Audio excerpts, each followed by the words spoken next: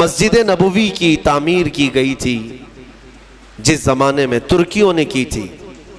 میں سلطان عبدالحمید کا ادب الگ بتاتا ہوں، لیکن یہ ان جوانوں کو ترکیوں نے مسجد نبوی بنانے کے لیے کن لوگوں کو منتخب کیا تھا پتہ ہے؟ 500 ایسے لوگ جن کی ایک بستی بسائی گئی. پہلے چھوٹے بچے ہیں جتنے بھی پیدا ہوئے تھے ان سب کو ان کے ماں باپ سمیت لایا گیا، ایک بستی بسائی گئی بالکل دنیا سے الگ. ان 500 بچوں کی تربیت کے لیے مامور کیا گیا کہ یہ دودھ پئیں گے تو قرآن کی تلاوت سنتے ہوئے اور درود پاک پڑھتے ہوئے.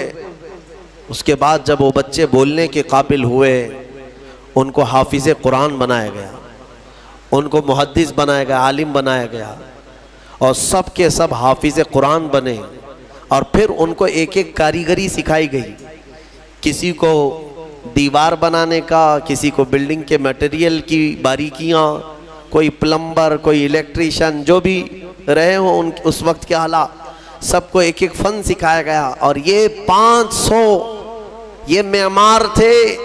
جب یہ جوانی کو پہنچے انہوں نے دنیا نہیں دیکھی تھی، یہ مکمل اسی بستی میں بڑھے اور صرف قرآن کی آواز سنتے تھے اور میرے مصطفیٰ پر درود بھیجتے تھے. ان کو لایا گیا مسجد نبوی بنانے کے لیے. حضور پاک کے روضے کے آس پاس کتنا اہتمام کیا ہوگا انہوں نے اور کتنا ماسٹر پلان. اور جب یہ نوجوان بنانے کے لیے آئے مسجد نبوی شریف کی تعمیر کے لیے، ہم نے سنا ہے میرے عزیزوں اتنے ادب سے یہ بناتے تھے کہ دیواروں کو جب پتھر لگاتے اور پتھر اگر چھوٹا پڑ گیا یا بڑا ہو گیا کاٹنے کی ضرورت پڑتی ہے.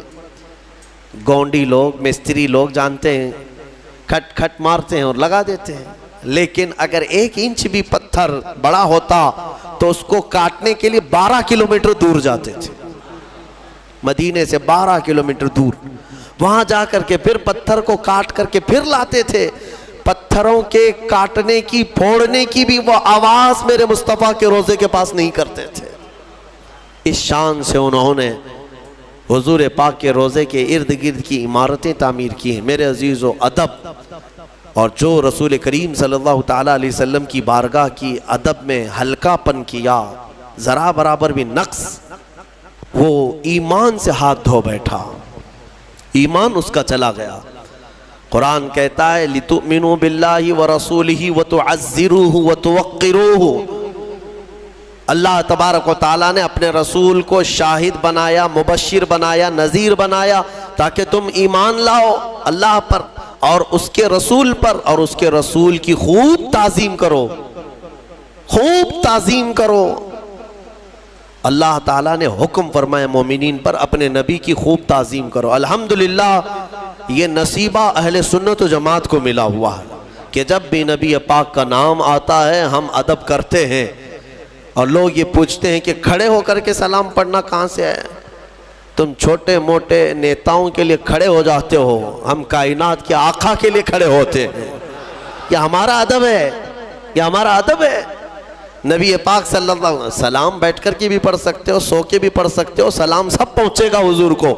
لیکن دنیا جب یہ جانتی ہے کہ کھڑا ہونا ادب ہے تو ہم بارگاہ مصطفیٰ کا ادب بجا لاتے ہیں، ادب بجا لاتے ہیں. الحمدللہ ہمارے بزرگوں نے ہمیں بچپن سے بارگاہ مصطفیٰ کے آداب ہی سکھائے. اسی لیے میں سب کو یہ نصیحت کر جاتا ہوں میرے عزیزوں، ایسے ویسوں کے چکر میں مت پڑنا. زندگی میں اگر موقع ملے تو ایک بار اعلیٰ حضرت کی حدائق بخشش ضرور پڑھ لینا، ضرور پڑھ لینا.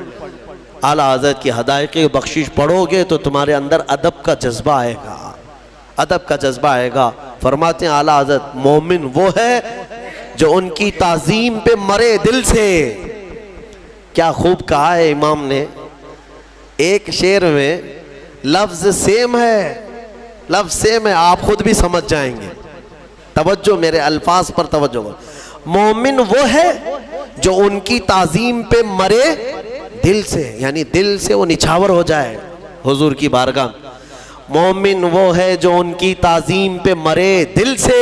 ارے نجدی بھی کرتا ہے تعظیم مرے دل سے، دونوں جگہ مرے دل سے ہے، لیکن دونوں میں بڑا فرق ہے. ایک جگہ مرے دل سے کا مطلب یہ ہے کہ نچھاور ہو جائے دل سے، اور وہ تعظیم کرتا ہے تو سکڑے ہوئے دل سے، مرے ہوئے دل سے، دکھانے کے لیے کرتا ہے۔ ہاں حضور کی بات آئے، مومن وہ ہے جو ان کی تعظیم پہ مرے دل سے۔ نجدی بھی کرتا ہے تعظیم مرے دل سے۔ اللہ تعالیٰ ان مرے دلوں سے ہماری حفاظت فرمائے، اور اللہ ہمیں ان کی بارگاہ میں اپنا سب کچھ نچھاور کرنے کی توفیق عطا فرمائے۔ بارگاہ مصطفیٰ کا ادب بجا لاؤ میرے عزیزوں۔